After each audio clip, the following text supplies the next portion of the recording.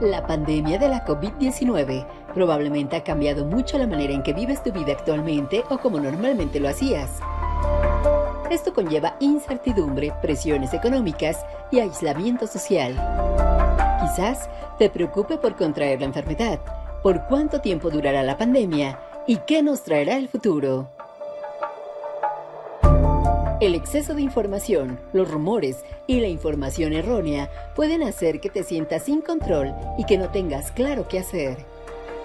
Durante la pandemia de COVID-19, quizás sientas estrés, ansiedad, miedo, tristeza y soledad. Es posible que empeoren los trastornos de salud mental, incluyendo la ansiedad y la depresión. Aprende estrategias para autocuidado y busca el cuidado que necesitas para ayudarte a afrontar esta situación. Las medidas de autocuidado son buenas para tu salud física y mental y pueden ayudarte a tomar control de tu vida. Cuida tu cuerpo y tu mente y conéctate con otros para beneficio de tu salud mental. Hola a todos, bienvenidos al programa Salud en Casa, donde llevaremos hasta su hogar la información más importante en salud, con temas, con los especialistas a la vanguardia. Vamos a hablar hoy sobre salud mental. Está con nosotros el doctor Guillermo León González, es responsable del programa de salud mental y también es director del Hospital Psiquiátrico José Sayago. Platíquenos, doctor, ¿qué es realmente la salud mental? La salud mental es la ausencia de trastorno o síntomas relacionados con la mente, las emociones, el afecto y que mantiene un equilibrio biopsicosocial dentro de sí mismo con una integración al 100% dentro de la comunidad o del entorno en su desarrollo. Esa es la salud mental. ¿Y cuál sería la diferencia, doctor, entre salud mental y salud emocional? La salud mental abarca los aspectos emocionales, los aspectos conductuales, los aspectos cognitivos y los aspectos comportamentales. Y la salud emocional abarca exclusivamente los aspectos de la emoción, los aspectos del afecto y los aspectos del control de la ansiedad. Y ahorita, con esta pandemia que nos ha hecho estar en casa desde hace 2 meses, ¿se han visto afectadas tanto la salud mental como la emocional, doctor? Efectivamente, aclaremos que la salud mental, la salud emocional y la salud física están entrelazadas y forman la tríada de la satisfacción y del buen vivir del individuo. En esta pandemia están alterados los 3 sistemas y al momento de estar alterados los 3 sistemas aparecen síntomas específicos de cada uno de los sistemas. ¿Cuáles serían, doctor, esos síntomas? Los síntomas emocionales giran mucho en torno a la irritabilidad, falta del control de impulsos, llanto, embotamiento, ira, desconfianza, ideas de despersonalización, de desrealización, sienten que a veces no son ellos, que el mundo está cambiando. Esos vendrían siendo los síntomas relacionados con el aspecto mental. ¿Y hay algunos signos característicos que nosotros podamos identificar en nuestros familiares, no solamente de manera personal, sino en las personas con las que estamos conviviendo ahorita en casa? Sí, pueden haber retraimiento, extroversión, intolerancia, cambios en los hábitos alimentarios, cambios en los hábitos higiénicos, cambios en los hábitos de sueño, embotamiento, dificultad para expresar emociones, desbordamiento de las emociones, ira, impulsividad, destructividad, autoagresiones y heteroagresiones. ¿Y estos signos y síntomas, doctor, son diferentes por grupo etario? ¿Son diferentes en los niños, en los adolescentes y en los adultos mayores? Sí, en los niños generalmente hay una detención del desarrollo o un retroceso del desarrollo, cambios en la conducta, cambios en el comportamiento, cambios en los hábitos, cambios en la libertad cambios en la seguridad inclusive, problemas en el sueño, pesadillas, todo eso se observa en los niños. En los adolescentes, mayor irritabilidad, mayores cambios en los estados de ánimo, pobreza en el control de los impulsos, desafíos en contra de la autoridad, oposicionismo, rebeldía, enojo, ira, puede haber autoagresiones o heteroagresiones. Y en los adultos mayores, demasiada tristeza, mucha depresión, mucha angustia, mucha ansiedad, problemas de comorbilidad, aparecen descompensaciones cuando tienen problemas cardíacos, cuando tienen problemas de diabetes, y pueden aparecer hasta nuevas enfermedades como gastritis, úlceras, dolores articulares, dolores musculares, insomnio, llanto fácil, melancolía y un distanciamiento emocional con relación a su entorno. ¿Y cómo podríamos diferenciar, por ejemplo, en los niños cuando hacen un berrinche o cuando ya realmente se ve afectada su salud emocional? El berrinche puede ser parte del cortejo sintomático como un signo, no como un trastorno de la pandemia o del aislamiento social. El berrinche como tal es una manifestación de llamar la atención, de satisfacción de un deseo. Pero este síntoma aislado no es equivalente o no es relevante. Habrá que sumar otros tantos para poder decir que es una alteración del confinamiento o del aislamiento. Okay. ¿Qué otros signos podríamos notar ahí, sobre todo en los niños? En los doctor? niños, pesadillas, terrores nocturnos. Si estaban acostumbrados a dormir solos, ya no pueden dormir solos. Se puede perder el control de los esfínteres. Puede haber cambios alimentarios, ¿sí? Puede haber irritabilidad, puede haber ensimismamiento, aislamiento, ¿sí? Y todos esos síntomas sumados ya hablan de que está siendo afectado el niño por el confinamiento y por el aislamiento social. Ok, doctor. Y en la cuestión de los adolescentes que nos mencionaba, todos los signos característicos del adolescente rebelde, ¿verdad? ¿Cómo podríamos... Un poquito exagerado. Un poquito eso quería retomar. Sí. Entonces, cuando ya se ve afectada su salud mental, ¿es este adolescente característico, pero con estos signos muy exagerados? O sea, ¿ya el aislamiento es más severo? Efectivamente, es más severo, empieza a manifestar ideas destructivas, ideas de que el mundo no vale la pena, ideas de que su proyecto está truncado, ideas de que el vivir no vale la pena, ideas de que a veces es mejor morir. Y todos estos signos son signos de alarma. ¿Por qué? Porque acordémonos que la segunda causa de mortalidad en los adolescentes son los suicidios. Y hay que tener mucho cuidado en estas variables para poder detectarlas y poder solicitar la ayuda en el momento oportuno. Muchas gracias, doctor. No dejemos de lado el grupo de los adultos, no los adultos mayores, sino estas mamás, los adultos productivos que están en casa. ¿También se ve afectada su salud mental? Sí, por supuesto. Imagínese usted que tienen trabajo triple. Sí. Tienen que organizar sus horarios, tienen que organizar sus actividades laborales, tienen que organizar el cuidado de los hijos, la demanda de los hijos, la demanda del marido. La limpieza del hogar. O sea, tiene como 5 o 6 actividades. Lo que se sugiere ahí es que haya una buena organización de los tiempos, una buena distribución de las actividades. Se tiene que hacer un programa todos los días para distribuir las acciones entre los integrantes de la familia, en donde incluyan aspectos ocupacionales, aspectos recreativos, aspectos culturales, para que al final del día el resultado sea satisfactorio para todo el mundo. Claro. O sea, la variabilidad dentro del menú es muy importante para que todo el mundo esté satisfecho. No, pues muchas gracias, doctor. Vamos a continuar hablando de este tema. Continuamos en Salud en Casa.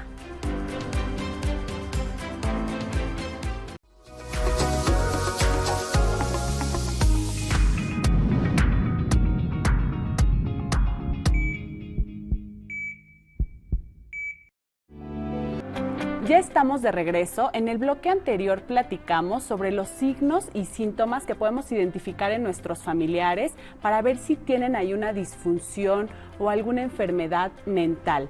Vamos a hablar ahora con el doctor sobre en qué momento vamos a acudir ya con un especialista y sobre todo con qué especialista. Platíquenos, doctor, ¿en qué momento ya estos signos y síntomas que estamos vigilando nos tienen que llevar a acudir al especialista? Bien, yo creo que no hay un parámetro o un nivel para poder determinar en qué momento hay que acudir.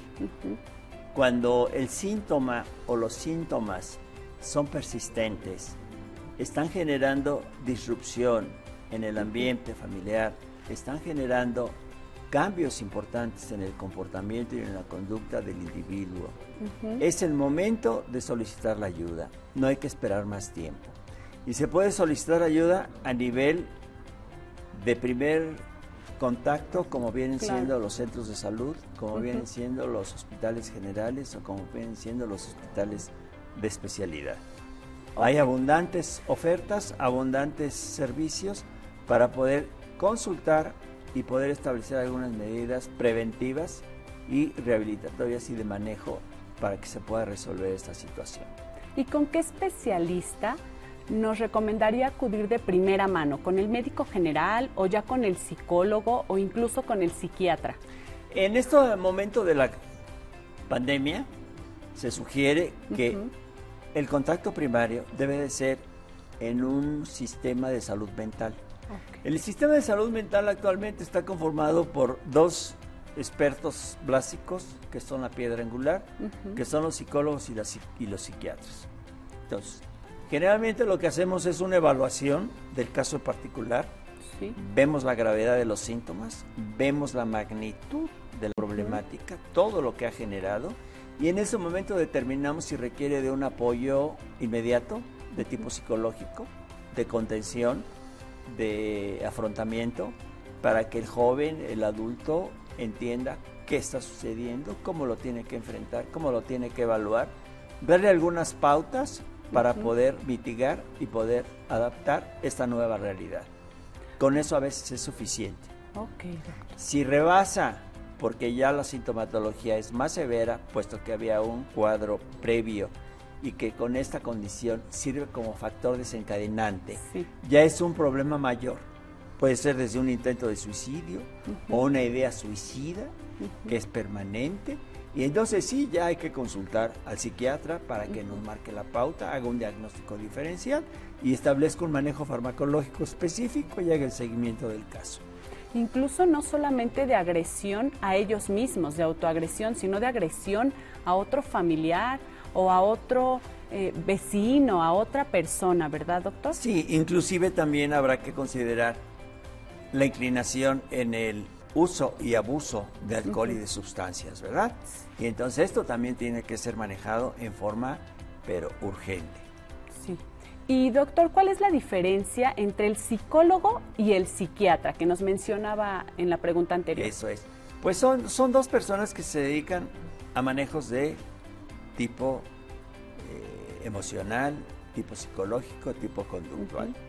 El psicólogo formativamente es licenciado en psicología. Puede tener algunos cursos de posgrado relacionados con alguna especialización. El psiquiatra primero es médico general.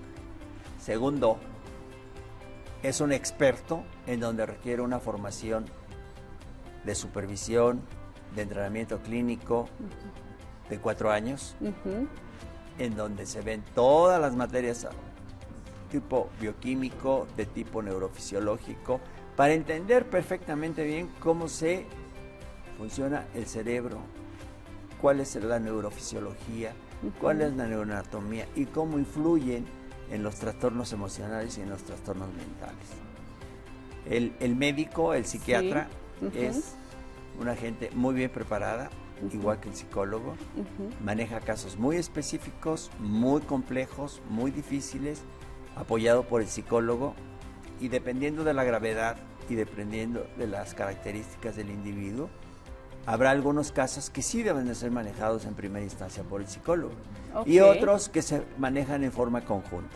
Muy bien. Forman parte del equipo multidisciplinario. Otra de las diferencias también, doctor, es que el psiquiatra puede medicar y el psicólogo no, ¿verdad? Por ley, Ujú. el psicólogo no puede medicar porque no es médico. Los únicos que pueden medicar son los médicos. Claro.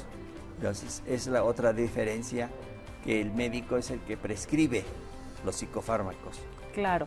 Y eso, fortalecido con el aspecto terapéutico, genera mejores resultados. Sí, eso es importante que lo sepa toda la comunidad, porque ahora todo el mundo quiere hacerla de doctor, todo el mundo quiere aconsejar, opinar, y con este mundo cada vez donde hay más información, es bueno aclarar esta diferencia y que realmente nadie se automedique, ¿verdad, doctor? No, afortunadamente nosotros, los medicamentos que usamos, todos casi son controlados. Ujú. En el momento que son controlados, únicamente pueden ser prescritos por un médico. Eso es una Claro. ventaja o una garantía para que no se use en forma discriminada estos fármacos, ¿verdad? Entonces eso, de alguna manera, es parte de la responsabilidad del psiquiatra. Claro, muchos tienen miedo al consumir ya fármacos, doctor, porque piensan que les pueden provocar alguna adicción. ¿Esto es cierto o es un mito? En parte es cierto y en parte es mito. Hay algunos fármacos que generan adicción, pero esos fármacos se utilizan temporalmente. Por ejemplo, las benzodiazepinas o los inductores del sueño, habrá que usarlos nada más 2, 3, 4 semanas como máximo, y después, a través de un tratamiento conductual, se regulan los ciclos sueños-vigilia, y hay nuevos medicamentos que no son adictivos, que nos ayudan a fortalecer. Hay nuevos estudios relacionados con la polisomnografía, ver en dónde, en qué fase del sueño está la alteración, y a través de una fisiología o una mecánica del sueño se hacen los ajustes correspondientes y se corrigen estos trastornos del sueño. O sea, hay que hacer una evaluación integral con estos elementos para poder determinar si una benzodiazepina nada más va a servir como temporal para mitigar e iniciar el ciclo del sueño, y después la retiro con base en el estudio y los resultados y una buena salud del sueño. Ok. Eso es lo que hacemos normalmente. Quedó muy claro. Muchísimas gracias de verdad, doctor, por toda esta información tan valiosa que nos brinda. En el siguiente bloque vamos a hablar un poquito más sobre la salud mental. Continuamos. La serotonina es la hormona de la felicidad, esa que nos hace sentirnos con ánimo y con ganas de realizar cosas. Si tú tienes depresión o si estos días has notado que estás más triste, sin ánimo, sin ganas de realizar tus actividades, te recomiendo que consumas alimentos ricos en triptófano. El triptófano es precursor de serotonina y el alimento más rico en triptófano es el amaranto. Por eso, cuando mezclamos amaranto con miel le llamamos alegría, porque sí nos aportan alegría, tanto el triptófano como la miel.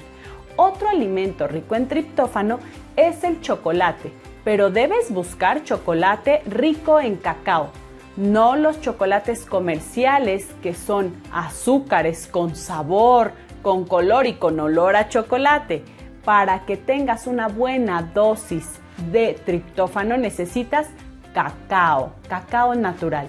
También estos alimentos ricos en triptófano pueden venir de origen animal, como el huevo, el pescado, la leche, el yogur. Siempre busca leche y yogur bajos en grasa. No te necesitan decir like, debes verificar en los ingredientes que sea un alimento bajo en grasa.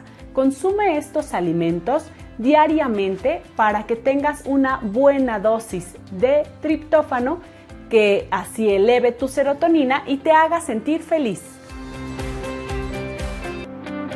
Bienvenidos, estamos platicando sobre salud mental y ya en el bloque anterior nos platicó el doctor sobre los grupos de riesgo, cómo identificar los signos y síntomas y a qué especialista debemos acudir. Ahora vamos a platicar un poquito sobre cómo podemos atender estos síntomas en casa, con nuestros familiares. Platíquenos, doctor. Ahora, ¿cómo vamos a interactuar con nuestra familia? ¿Qué hacemos? Que algunos apenas los estamos conociendo. Efectivamente, creo que la primera fase es saber quiénes somos, Sí. saber qué rol jugamos, dentro de la familia, dentro del contexto.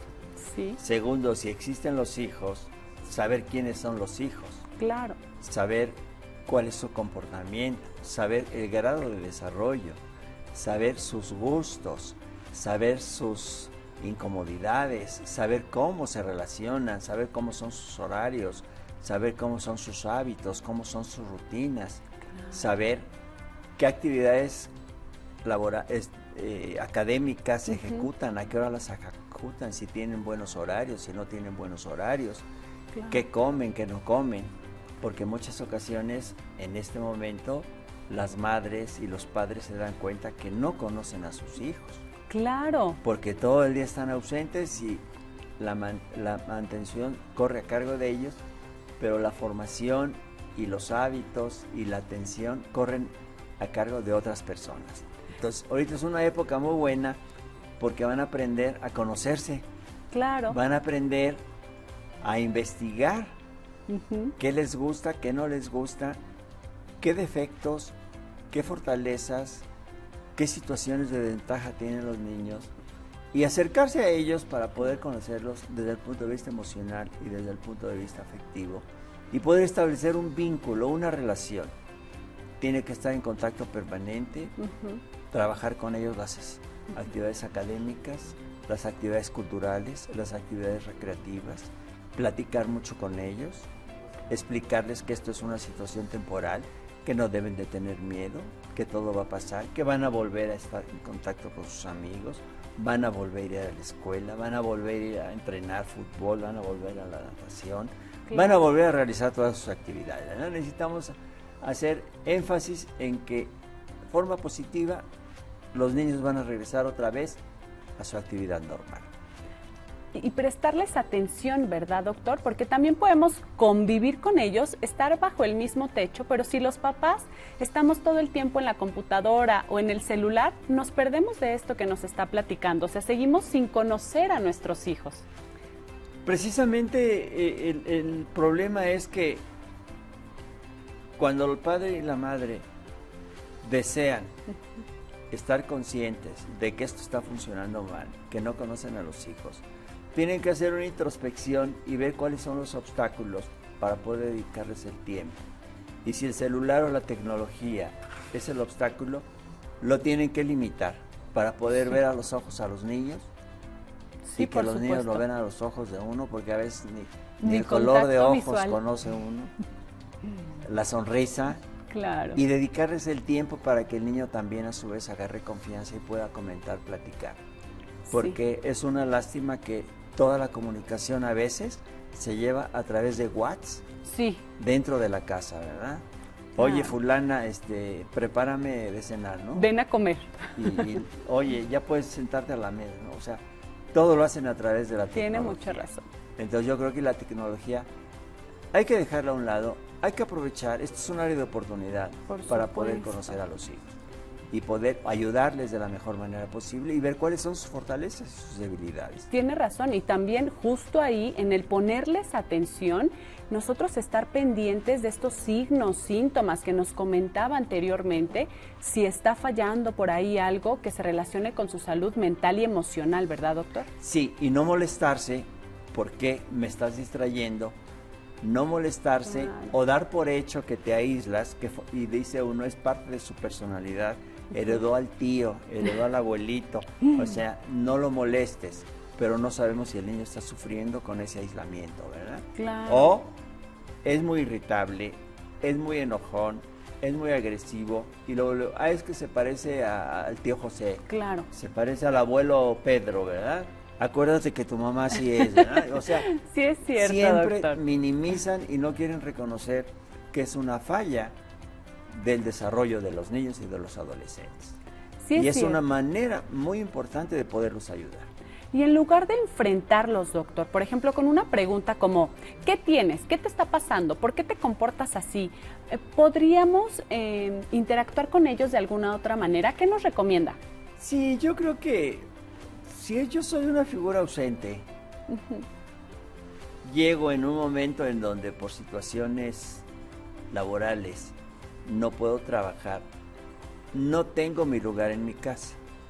Entonces, lo que debo hacer es tratar de evaluar el panorama y ver de qué manera me integro en forma suavecita, poco a poco, y de qué manera abordo a los integrantes de la familia dependiendo de su comportamiento, su conducta.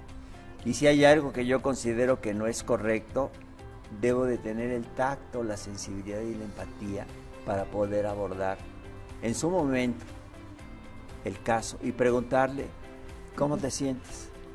No directamente confrontar con el hecho o el acto que para mí fue disruptivo. No, hay que preguntarle, ¿cómo estás? ¿Cómo te sientes? ¿Qué piensas?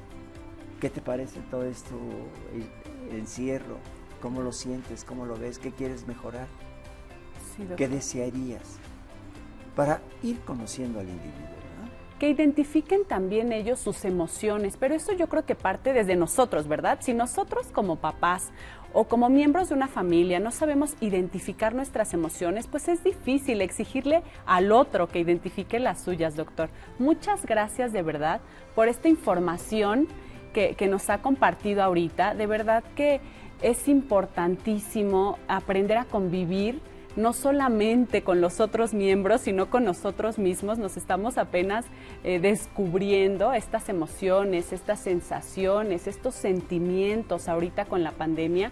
Creo que es un buen momento para trabajar en ellos. Vamos a platicar sobre esto en el siguiente bloque, a ver cómo podemos poner en acción esta salud mental. De acuerdo. Nos vemos, continuamos en el siguiente bloque.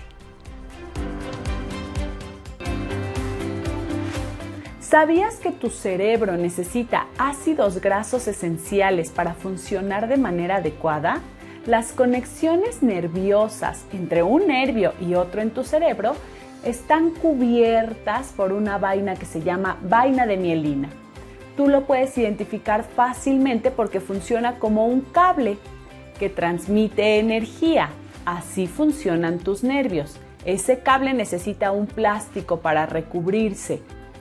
Tus nervios necesitan ácidos grasos esenciales y esos ácidos grasos esenciales provienen de las nueces, almendras, cacahuates, pistaches, aguacate, aceite de oliva. Todos estos alimentos los debes incluir en tu día a día. Puedes consumirlos como parte de tus comidas principales o en tus colaciones. Recuerda que tu alimentación debe ser variada, equilibrada e inocua para que tengas una salud estable. Nos vemos en Salud en Casa.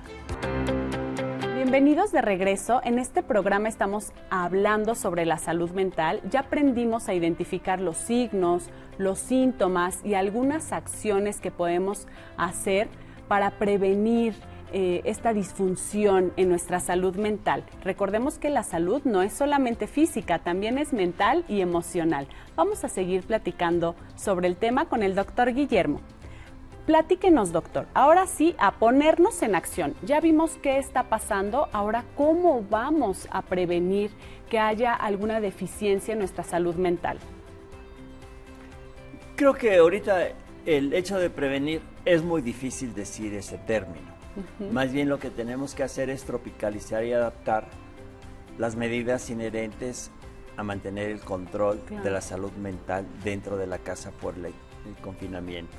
Prevenir era antes de la pandemia. De la pandemia, tiene razón. Actualmente hay que tratar todos los síntomas y todas las alteraciones que se observan en la casa. Entonces lo que se sugiere son los buenos hábitos, sí, las rutinas, sí, hacer una lista o un programa de trabajo el día del evento o un día antes, de todas las acciones en forma individual y en forma grupal. Distribuir las tareas entre todos los integrantes de la familia, en donde van incluidos el orden, el aseo, sí, las metas a conseguir, donde va incluido el esparcimiento, la actividad cultural, la actividad académica y la actividad de relax y la actividad de convivencia familiar. Todos esos elementos, son 7 u 8, se deben de repartir en el transcurso del día. Y cada cual, por supuesto, cada cual tiene que participar, desde la preparación de la comida hasta el barrido, el trapeado, el acomodo de la ropa, el lavado, el planchado. Claro. La tarea, la convivencia, el desayuno, la comida y la cena en grupo y el intercambio de emociones vividas en el día y todos los obstáculos o aquellas dificultades que se presentaron en el momento de la convivencia, en el momento de hacer el quehacer, en el momento de la tarea. Y después viene la hora del esparcimiento. Se pregunta, ¿qué vamos a hacer hoy? Y en forma consensuada. Se va girando. Todos los integrantes de la familia. Se va girando, ¿verdad? La clave es que todo el mundo participa en el concierto, todo el mundo participa en el juego de cartas, todo el mundo participa en los juegos de mesa, todo el mundo participa en la música, todo el mundo participa en la película para que se integre la familia.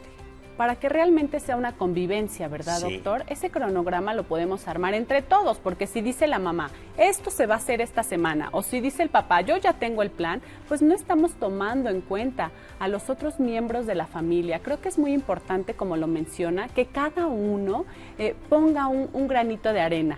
Diga, yo estoy interesado en este concierto, yo estoy interesado en ver esta película, pero no la quiero ver solo, no nos aislemos, lo podemos hacer todos en familia, fomentando así realmente la convivencia, porque platicábamos en el bloque anterior, podemos estar todos sentados a la mesa y cada uno con el celular, ¿no?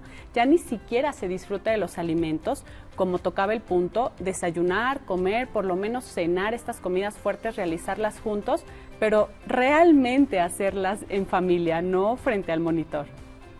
Y algo muy importante es desarrollar el aspecto del autoconocimiento. Claro. Saber quién soy yo, qué pienso, qué siento, qué miedos tengo, qué inseguridades, sí, claro. Porque de alguna manera me marca la pauta para yo poder pedir auxilio o ayuda. Cierto. Me da la oportunidad de hacer cosas, por ejemplo, tomar cursos en línea, me da la oportunidad de leer cosas que antes no tenía y me da la oportunidad de hablar con mis seres queridos, que anteriormente nada más, ¿cómo estás? Bien, hay cada día de San Juan. Hoy no, hoy tengo el tiempo para investigar una nueva forma de comunicarme a distancia desde el punto de vista emocional. Tiene mucha razón, doctor, y no nada más mencionar el cómo estás, sino cómo te sientes, ¿verdad? Cambiar un poquito esa pregunta, yo creo que sería una de las primeras acciones que deberíamos poner en práctica. Primero con nosotros, no cómo estoy, pues estoy sentado, pero cómo me siento nervioso, preocupado, incluso a veces estamos hasta enojados, ¿no? Tristes, pero si no reconocemos esas emociones en nosotros, pues es difícil que podamos tener realmente una convivencia sana con nuestro grupo familiar. Es una de las maneras de quitar la frialdad a la relación a través de las redes sociales. Preguntar por ti, cómo estás emocionalmente, ¿verdad? ¿Cómo te sientes? ¿En qué te puedo ayudar? ¿Cómo fue tu día? Claro. A ver, ¿estás triste? Platícame por qué estás triste, ¿de qué te acuerdas? Y si ya identificamos esas emociones un poco más negativas, doctor, hablando del miedo, la tristeza, la ansiedad, ¿podría ayudarnos el ejercicio, la alimentación? ¿Hay algún alimento que realmente mejore nuestra salud mental o emocional? Aquí la clave es combinar los grupos de alimentos. Hay algunos grupos de alimentos, como son las semillas, como son los productos que tienen vitamina C, que son buenos antioxidantes, que mejoran el aparato inmunológico, que es parte de lo que nosotros queremos que se fortalezca para poder enfrentar esta pandemia. Y sí necesitamos estudiar y que alguien nos asesore la combinación de los grupos de los alimentos tropicalizados a la región en donde estamos, considerando nuestros aspectos económicos, para poder aprender a comer mejor. Claro, es que un estilo de vida saludable no nada más es pensar en la salud física, ¿no? En verme o en estar delgado, sino que realmente los alimentos que yo consumo tengan un beneficio para mi salud física, mental y emocional. ¿El ejercicio también nos ayudaría, doctor?